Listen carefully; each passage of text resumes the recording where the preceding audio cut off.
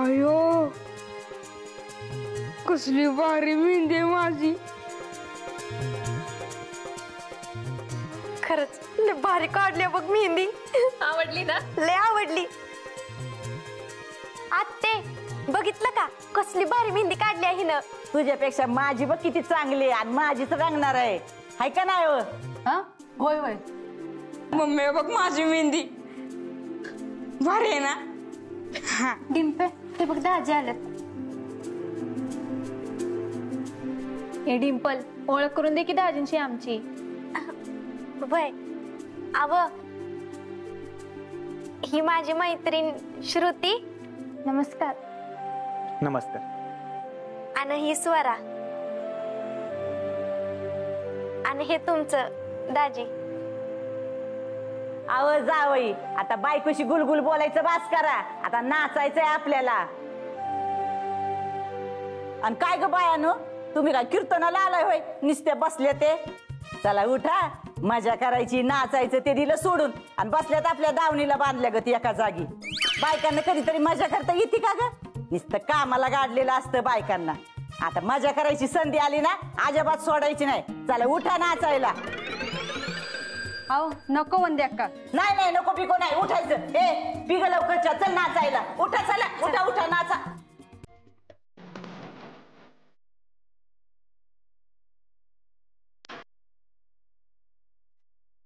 अगं बायानो अगं मला उठवा ना जरा नाचायला.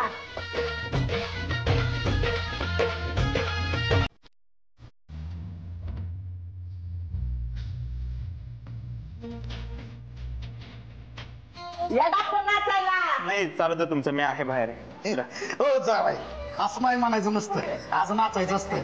अहो माझ्या लग्नाच्या टायमाला गाव देवाला मी एकटा नाचत होतो. वरातीच्या टायमाला तर सकाळपर्यंत नाचत होतो. ही काहीच नाही श्रीमंदिराला तर त्या घोड्यावर बसून ते घोड्या मॅच नाचवला. आता बोला नाही ते काय नाही नाचायचं. चला ऐका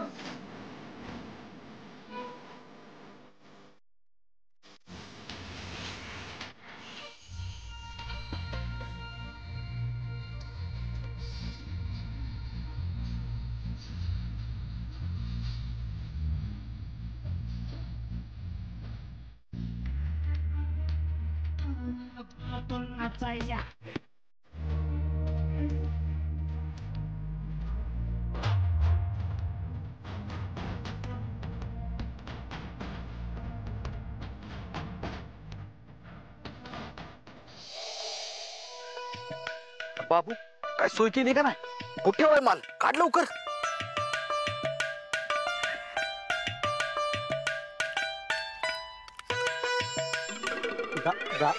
भाजी बाबू अरे दारू पितोस का काय?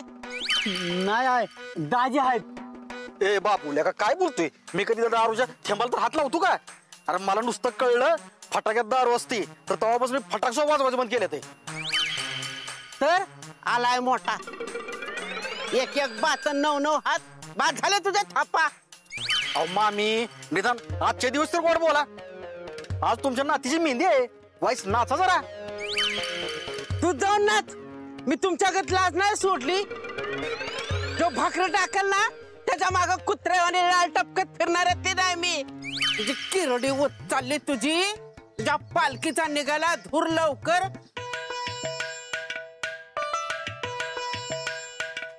अयो नाम्या दादा अरे कवादरची वाट बघते मी. कुठं होता इतक्या वेळ यायचं नाही का लवकर? मला सांग तुला काहीतरी आणायला सांगितलं होतं ते आणलं की नाही तू? तुझं लग्न नाही म्हटल्यानंतर ते ऍक्ने स्टारचा फेस वॉश तुला लागणार ना. हा म्हणून नाही सरता घेऊन आले. थांब. हे घे. अयो कसलं भारी आहेस रे तू.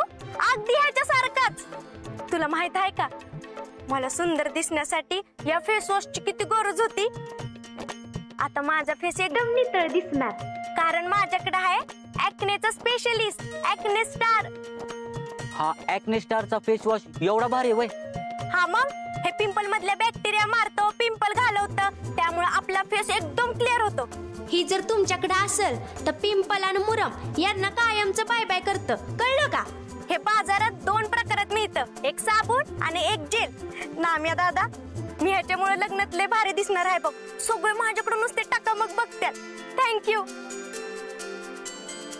आतीव पैसे पैसे.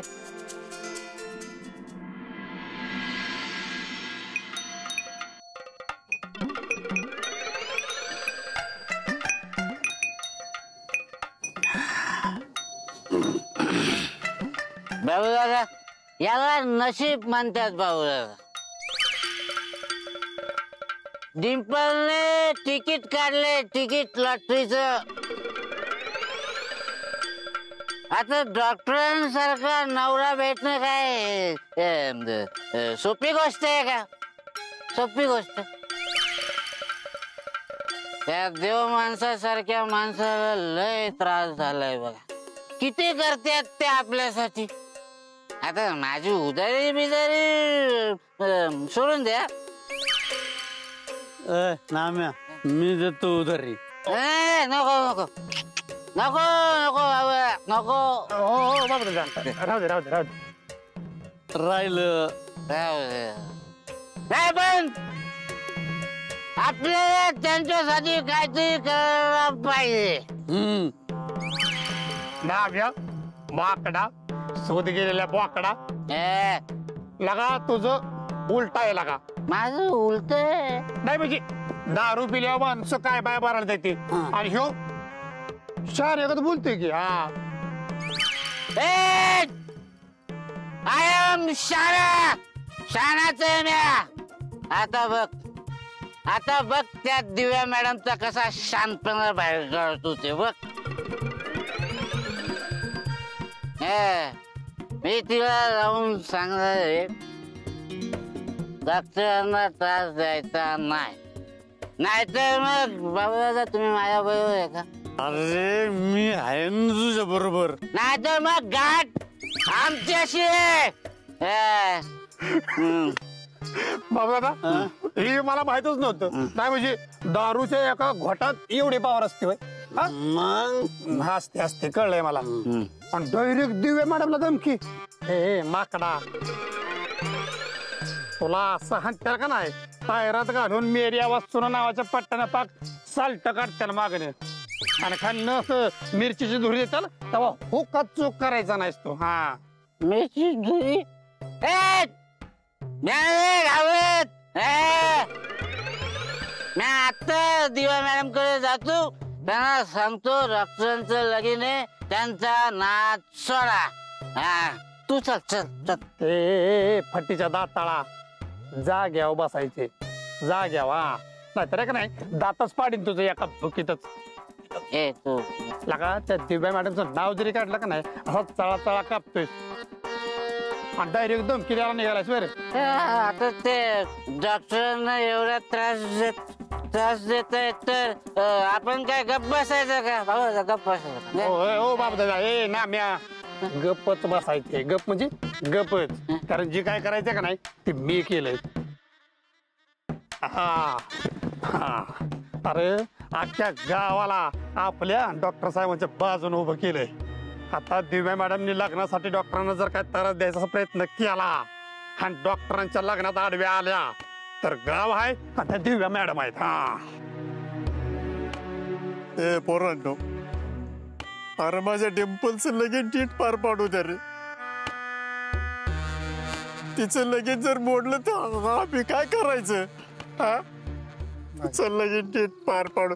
अरे माझ्यावर लय कर्ज झालं, ते कोण फेडणार मग? नो नो नो नो बाबू दादा, नो टेन्शन न घेऊ तुम्ही.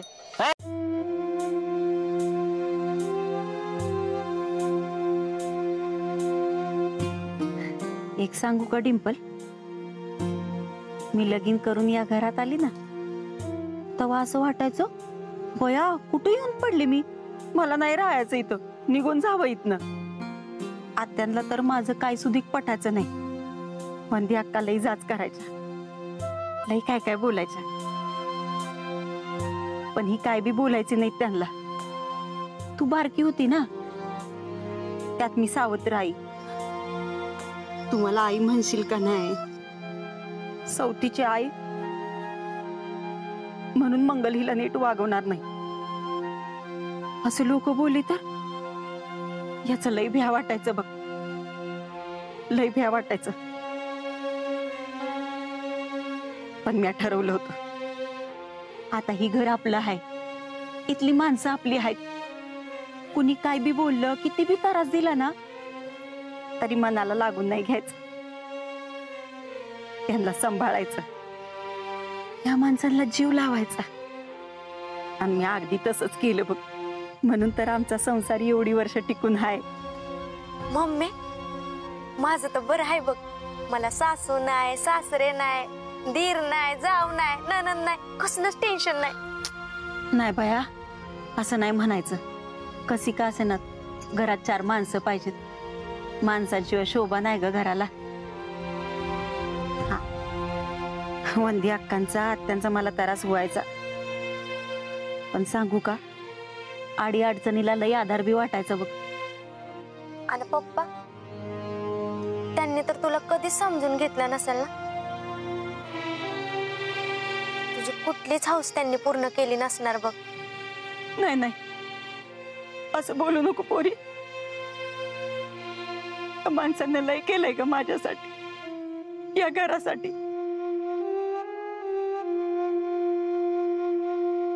खर तर ना त्यांना दुसरं लगीनच करायचं नव्हतं बघ, फक्त तुझ्यासाठी लगीन केलं यांनी. लगीन करून दुसरी बायको आणायची नव्हती यांना, तर आई आणायची होती तुझ्यासाठी.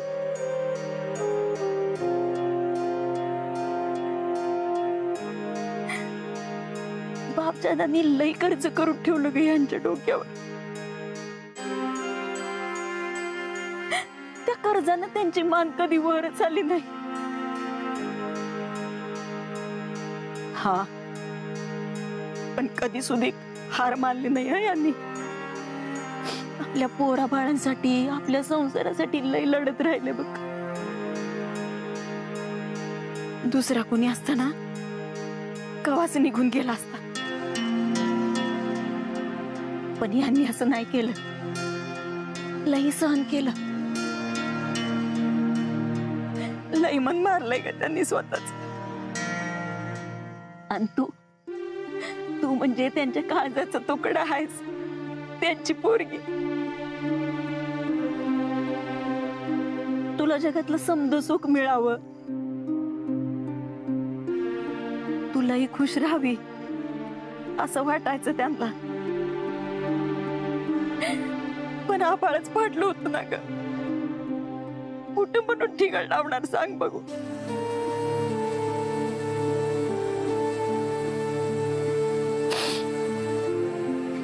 पण आता तुझं समज चांगलं होतंय ना, त्यांना लई आनंद झालाय बघ. हा, आता मला बोलून नाही दाखवत ती, पण मला त्यांच्या डोळ्यात दिसतंय.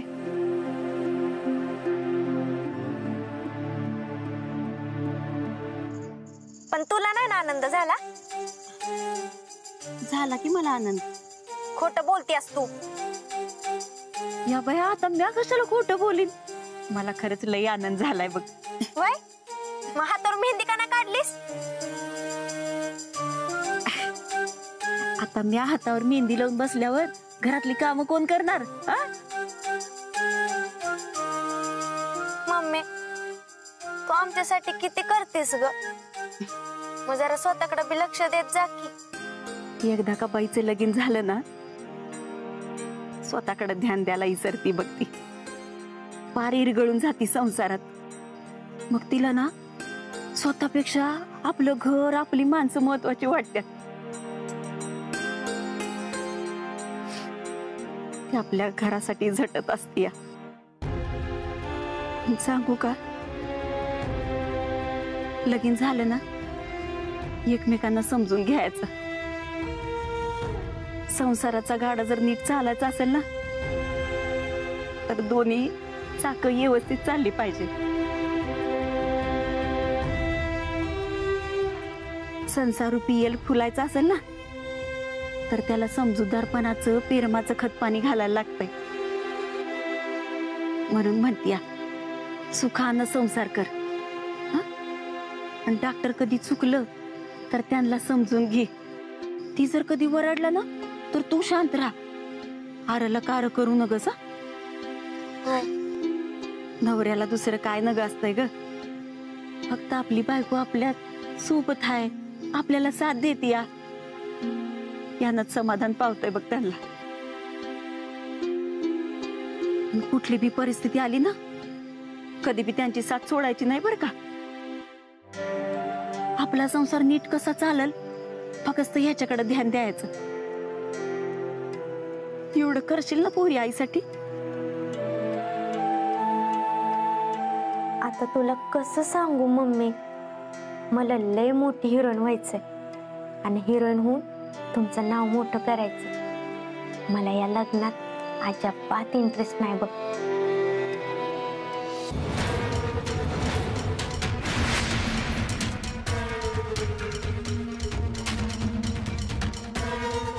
मॅडम ही काय अवस्था करून घेतली. ठीक आहे आता तुम्ही. मॅडम शिखरे, तो देवी सिंग आपल्यात राहिला, आपल्यात वावरला आणि आपल्याला कळलं सुद्धा नाही. मी आंधळा विश्वास ठेवला त्याच्यावर. मला प्रचंड राग येतोय स्वतःवर. म्हणजे मला कळलं नाही मॅडम तुम्ही काय म्हणताय. डॉक्टर अजित कुमार देव हाच देवी सिंग आहे. म्हणजे डॉक्टर? हो, त्यांनीच केलं हे सगळं. पण का, कशासाठी काहीच कळत नाहीये मला. कदाचित त्याला पैशाची चटक लागली असणार, म्हणूनच त्यांनी हे सगळं काही केलं असेल असं दिसतंय मला. मॅडम त्यांना पैशाची काय कमी आहे. त्यांनी मुंबईतलं मोठं हॉस्पिटल बंद केलं आणि लोकांच्या सेवेसाठी इथं आले. मला नाही वाटत फक्त पैशासाठी असं केलं असेल. डॉक्टर असणारा माणूस जर पैशाचा लालची असेल तर तो मुंबईत राहूनच पैसा कमवेल. पण समजा तो डॉक्टरच नसेल तर? हे माझ्या लक्षातच आलं नाही. असं असू शकतं? शिखरे, तुम्ही जर नीट विचार केला तर तुमच्या लक्षात येईल की गायब झालेल्या प्रत्येक माणसाचं कनेक्शन फक्त डॉक्टरांसोबतच आहे. आणि आणखी त्याच्या खोलात गेलं तर आपल्या लक्षात येईल पैसा हाच एक मेन रिझन आहे त्याच्या मागे. या सगळ्या गोष्टी पैशावरच येऊन थांबतील. पण मग त्या रूपाला का मारला असेल? रूपा तर फार पैसेवाली नव्हती. शिखरे, मला वाटतं बस मध्ये ज्या बाबाचा खून झाला होता, ज्यांचे पैसे गायब झाले होते, ते गोष्ट रूपाला माहित असेल आणि त्यामध्ये भागीदार नको म्हणून डॉक्टरांनी तिचा खून केला असेल. मॅडम तुम्ही म्हणताय ते बरोबर आहे. ज्यावेळी रेश्मा गायब झाली त्यावेळी दागिन्याने पैसे घेऊन बाहेर पडली आणि अपर्णाच्या आईच्या ऑपरेशनसाठी डॉक्टरांनी 5 लाख रुपये घेतले होते. म्हणजे मंजूचा पण अपघात नाही झाला, खून झालाय. हो, मंजूची जमीन हासिल करण्यासाठी डॉक्टरांनी तिचा गैरफायदा घेतला आणि ती हाती लागत नाही म्हटल्यानंतर हा अपघात आहे असं भासून खून केला असता.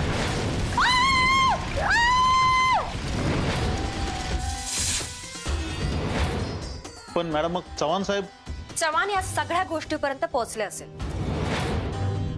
डॉक्टर अजित कुमार देव? त्यांना माहित पडलं असेल की डॉक्टर अजित कुमार हाच देवी सिंग आहे. त्यांच्याकडे त्याचे पुरावेही होते, म्हणून डॉक्टरांनी त्यांचा खून केला. मॅडम पण मग आपण वाट कसली बघतोय? त्यांना पटकन अटक केली पाहिजे. असं लगेच अटक नाही करू शकत.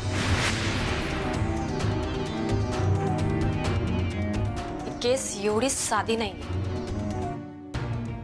आपल्याला खूप स्मार्टली हँडल करावं लागेल. कोर्टात आपली बाजू स्ट्रॉंग करायला आपल्याला अजून काही गोष्टी लागतील. तोपर्यंत ही गोष्ट आपल्या दोघांशिवाय कोणाला करता कामा नये. पण मॅडम डॉक्टरला याची खबर लागली तर तो पळून जाऊ शकतो. नाही पडणार. त्याला लग्नाच्या बेडीत अडकण्याचे स्वप्न बघू द्या. आपण आपल्या बेड्यात त्याच्या हातात घालून त्याची वरात काढूया.